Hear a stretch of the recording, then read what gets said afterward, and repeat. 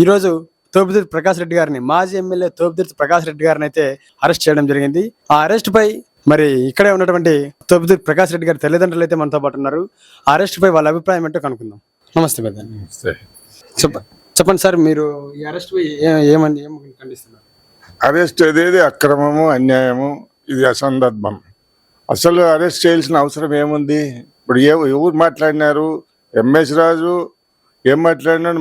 మా కొడుకేమో బాబు తమ్ముడు అని మాట్లాడితే అతను మాట్లాడిన పరిస్థితి నా నోటి నుంచి నేను చెప్పలేను. అసలు అది ఒక పదవిలో ఉన్నవాడు, ఎమ్మెల్యే అయినాడు, 10 మందితో ఓట్లు ఇచ్చుకొని అయినాడు, రాజ్యాంగబద్ధంగా అయినాడు. పద్ధతి అదేనా మాట్లాడాల్సిండేది? అది పద్ధతి కాదు. ఇప్పుడు దాన్ని పట్టుకొని మేము ఏమన్నాడు, మళ్ళీ అవేవో ఆస్తులు కొన్నామంటే చూపిస్తామన్నారు. రుజువు చేయలేకపోతే వస్తాను చూపిస్తామని మేమందరూ సిద్ధంగా ఉన్నాము. ఆల్రెడీ రుజువు చూపించినారు. ఎవరు మా కార్యకర్తలే చూపించినారు. అందరూ కూడా నువ్వు ఏమేమి కొన్నావు ఏమనేది టీవీలో వచ్చింది. నువ్వు తోపుదుర్తి గంగన ఉమామహేశ్వరుడిది కూడా వాళ్ళ తండ్రి గారు చెప్పినారు. నువ్వు అగ్రిమెంట్ చేసినావు 2 లక్షల 2,43 లక్షలు కానీ ఇచ్చి అది వాస్తవమే కదా. దాన్ని నువ్వు తప్పించుకోలేవు కదా. ఇప్పుడు మేముండే కక్కలపల్లి సీనా ఇల్లు, అది ఆయమ బారిపేటతో ఉంది. ఆ ఇల్లు ఆయమది కూడా 2,85 లక్షలు కొన్నామని టీవీ 9లో చెప్పింది. వాస్తవం కదా? అది పల్లె రామకృష్ణారెడ్డి వాళ్ళ దాంట్లో ఇల్లా కొన్నామనేది అది వాస్తవం కదా. ఇవన్నీ వాస్తవాలే కదా. మరి నీకెందుకు అంత ఉలుకు? నాకు అర్థం కాలే. మరి తోపుదుర్తి ప్రకాష్ రెడ్డి గారు ఆస్తులపైన చేసిన ఆ మాటలు వాస్తవాలంటే అవాస్తవాలంట? ఆస్తులు అనేటివి వీళ్ళు చెప్తా ఉండేది. నేతి బీరకాయల్లో నేతి ఉంటుందో రాజకీయ నాయకుల నీతులు కూడా అంతే ఉంటుంది. నేతి బీరకాయలో నెయ్యి ఉండదు, రాజకీయ నాయకులు నీతి ఉండదు. నీతిగా ఉండేవాళ్ళు ఎవరైనా ఛాలెంజ్ చేస్తాను, ఒకటి చెప్పమను. డబ్బులు సంపాదించినారంటే ఎవరు సంపాదలేదు, సంపాదిస్తారు. ఇప్పుడు ఖర్చు పెడతాను, ఎట్లా ఖర్చు పెడతాంటారు మీరు? పరిచాల శ్రీరామ్కి మాట్లాడుతున్నాడు, దాడి కుట్ర భగ్నమైంది. ఇప్పుడు మా ఎంఎస్ రాజు ఇంటికాడికి మేము పోయినామా? ఎంఎస్ రాజు మా ఇంటి కాటికి వస్తానన్నాడా? అర్థమందా మాట్లాడే దాంట్లో? ఈ టీవీలో మేము పోయి వాళ్ళ ఇంటికి పోయింటే దాడి చేసినారంటే బాగా మా ఇంటి మీదకు మీరు వస్తామన్నారు. మా బందోబస్తు మాకు, ఎందుకంటే మాకు ప్రభుత్వం లేదు, గన్మెన్ లేరు, మా కార్యకర్తలే మాకు బలం. వాళ్ళు మా దగ్గర ఉంటే వాళ్ళు వచ్చిన రాళ్ళేసుకోకేమేమన్నా బాంబులు గిమ్ములు పెట్టుకుంటారా ఎవరైనా? మరి ఎలాంటి సంఘటనలు జరిగాయి ఈరోజు అయితే? మరి ఇక్కడ జరిగింది ఏముంది? అంతా 1 సైడ్ వార్ అన్నట్టు పోలీసు వాళ్ళు రావడము. ఆడేమో చామాయినాలు వేసిరి, చికెన్ బిర్యానీలు పెట్టి, మందు దాపి బిర్యానీలు పెట్టి తినిపించుకుంటున్నారు. వాళ్ళనే మాట్లాడేయడంలే. అందరు నాయకులు పోతా ఉన్నారు, వస్తూ ఉన్నారు. మా దగ్గర కార్యకర్తలు వస్తూ ఉంటే వాళ్ళందరినీ కూడా రానియకుండా బ్యారికేడ్లు పెట్టి మనం 1 సైడ్. ఇప్పుడు ఏమైంది? ఏమనుకుంటున్నారు?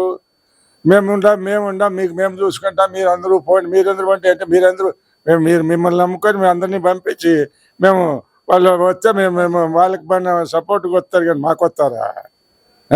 అసలు మిమ్మల్ని నమ్ముతారా? అంబటిరాంబాబు గారికి ఎంత మాత్రం మీరు బందోబస్తు ఇచ్చినారు? మీరందరూ మీరే ఉండారు, వచ్చి దాడి చేస్తా అంటే చూసుకుంటూ ఉండారు, పక్క నుండి చేసి. మేము అంబటిరాంబాబు ఉండేవాళ్ళం కాదు. మేము ఏదైనా తిరగబడతాము, ఎదురు వస్తే అది తంతాము. మేమై దాడి చేయము. మీరు వస్తే మాత్రం వదిలిపెట్టము. ఇది మా సిద్ధాంతం అదే. మేము వదలం. మీరు వచ్చే మేము ఎదుర్కోవడానికి సిద్ధంగా ఉంటాం. మేము వచ్చి మీ మీదకి దాడి అయితే మేము చేయము, ఎప్పుడు కూడా చేయము. మీరు దౌర్జన్యాలు చేసినప్పుడు మేము ఎదుర్కొన్నామే తప్ప మేము దౌర్జన్యం చేసినామని చెప్పండి. ఈ ఇంటి ఓనర్కి బాడీ కట్టలేదని మాట్లాడతాడు. ఇంటి ఓనర్ని పిలిచి అడగండి, మీరే పోయి అడగండి బాడీ కట్టలేదని. ప్రతి సంవత్సరం ప్రతి నెల 2-3 తేదీల్లో బాడీ కట్టినామా లేదా కనుక్కోండి. 5 ఏళ్ళు 6 ఏళ్ళు కానీ 7 ఏళ్ళు కానీ కంపల్సరీ. ఇంకా అవసరమైనప్పుడు అతను మా సాయం కావాలని అడిగినప్పుడు కూడా అప్పుడు 5 లక్షలు, అప్పుడు ఏదో అవసరం పడితే కూడా ఇచ్చినాం, మళ్ళీ ఇచ్చినాడు, మేమే లేదా. మరి ఇప్పుడు తోపుదుర్తి ప్రకాష్ రెడ్డి గారి అరెస్ట్ 2029 ఎలక్షన్లో ఎలా ఉండబోతుంది? ఇది బిగినత కలిగిన రాప్తాడు నియోజకవర్గ ఓటర్లు, జిల్లా ప్రజానికం వాళ్ళు తెలుసుకుంటారు, వాళ్ళకి తెలుస్తుంది. పచ్చకామర్లు ఉండే వాళ్ళకి అర్థం కాదు, కానీ మిగతా వాళ్ళందరికీ అర్థమవుతుంది. ఇది ఎంతవరకు న్యాయం అనేది మీకు అర్థమవుతుంది. మీరు కూడా చూస్తూ ఉన్నారు కదా, మీడియా చూస్తూ ఉంది ఏం జరుగుతూ ఉండేది. దీనికి ప్లస్ మైనస్ ఏంది అప్పుడు తెలుస్తుంది. తెలియకేదో మాట్లాడినట్టు మేమేదో మాట్లాడుతుండే మీడియా ముందని గొప్పలు చెప్పుకున్నామంటే కోతలకు వచ్చి ఇప్పుడు తెగేటివేమీ లేవు. కోతలకు వేయాల్సిన అవసరం లేదు. ఎంతలో ఉండేవాళ్ళు ఎంతలో ఉండాల్సిందే. మేమేదో మా తాతలు నేతలు తాగినారు, మేము మీసాలు దూతామంటే ఇవన్నీ వాసన చూడండి కుదరదు. అప్పుడు ఏదో జరిగిందంటే ఇప్పుడు ఏదో జరుగుతాయి, ఇప్పుడు ఏం కుదరవు ఇవన్నీ. మేమేమి మీ మీదకి దాడి కాయలే, మీరే కదా వస్తామనింది. మరి దీనిపైన జగన్మోహన్ రెడ్డి గారు ఏమన్నా స్పందించారంటారా? అది ఆయన ఇది నేను చెప్పలేను కదా, మీరు జగన్మోహన్ రెడ్డి మీద అడగండి ఆ విషయం. మీరు జగన్మోహన్ రెడ్డి నన్ను అడిగితే స్పందిస్తాడు లేదు, నేను ఎటు చెప్తా. పార్టీ స్పందిస్తుంది, మిగతా మీడియా వాళ్ళ నాయకులు స్పందిస్తారు. ఆయన స్పందించేది ఆయన స్పందన అవసరమైనప్పుడు. ఇంతకు ముందు కూడా 14 ఇప్పుడు ఇట్లే దౌర్జన్యం చేసి ప్రకాష్ రెడ్డిని హాస్పిటల్లో పోయి మీరు దాడి చేయాలనుకున్నప్పుడు జగన్మోహన్ రెడ్డి గారు వచ్చినాడు. ఎస్పీ బంగ్లా ముందర దాదాపు 50,000 మందితో మీటింగ్ పెట్టాం, చేసిన అబద్ధం కూడా పోలీసుల మీద మాట్లాడినాం. ఈ దాడి నిజంగానే జరిగిందంటారా, ఏదో అవాస్తవాలా వాస్తవం అంటారా?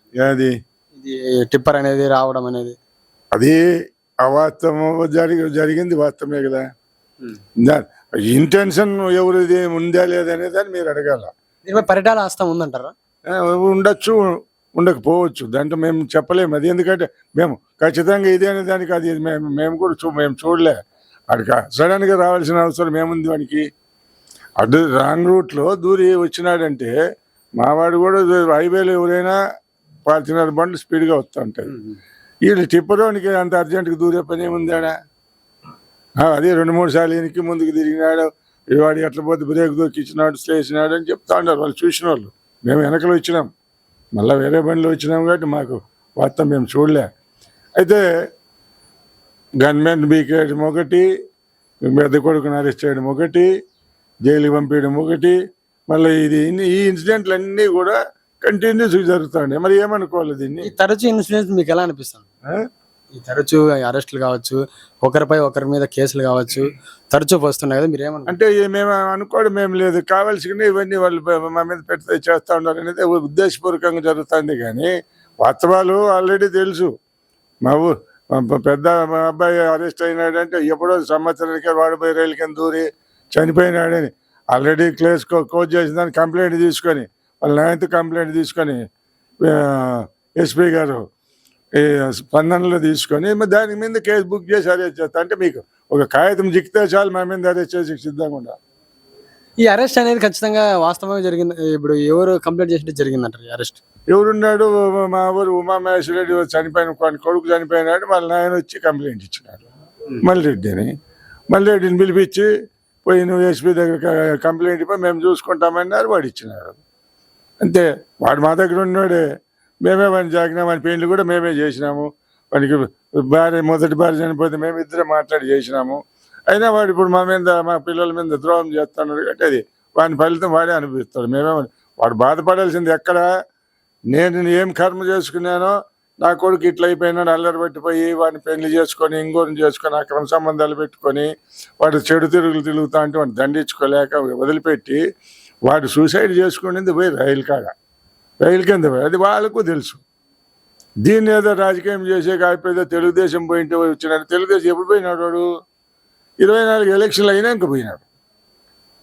అంటే జనవరి 1st పోయి వాళ్ళ ఇంటికి గెలిచినాడు అనుకుందాము. జనవరి 25 చనిపోయినాడు. అంటే వాళ్ళ చంపేయడానికి కూడా అనేది ఏముంది కదా? వాళ్ళు ఏదైనా ఇంటి చచ్చేకి కూడా అవకాశం ఉంది కదా. మేమైతే ఫోన్లో మాట్లాడింటే పోయి చచ్చిపోయినారంటే వాళ్ళు కూడా మాట్లాడిండొచ్చు.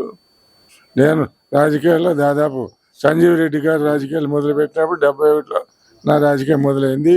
87 నుంచి డిసిఎంఎస్ ప్రెసిడెంట్గా ఉన్నాను.